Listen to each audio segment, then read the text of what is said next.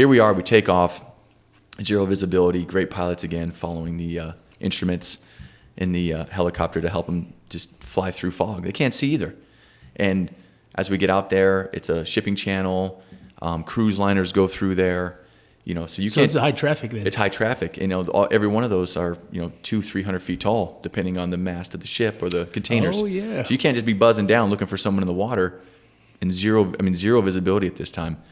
So we're flying along, and we got the radar up, looking. Hey, hopefully we see this radar in time to avoid or climb, because we are at about 100 feet. Because the fog layer, we noticed as you got lower to the water, started to dissipate at about 50 feet.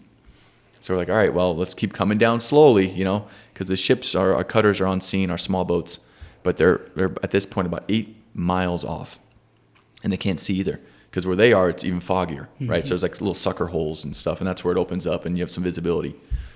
So we get a hold of this guy on the radio, and we say, hey, sir, can you hear us, United States Coast Guard?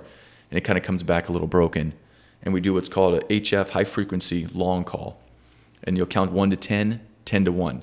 And that way we can pick up with our radios off your radio, because he had a handheld radio.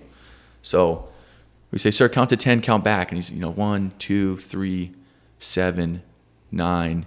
He's hypothermic. He's not counting correctly. He can't count to 10. So we're like, oh, this is real. This is bad. And then boom, I think our pilot in charge, the right seat, sees him. And just, got so low later, we had to kind of investigate that, because it's scary. You got to protect the crew. Yeah. My flight mech, a good friend of mine still today, Ryan Hallam, he's like, man, I thought we were going in the water. We came down so quickly. And, we all discussed it later, and it was fine. You're there to save a life, and sometimes you got to make the right call. But we got low fast. And so I'm putting on my fins. My heart's just, this is it. There's the guy clutching his, his chest like this in the water.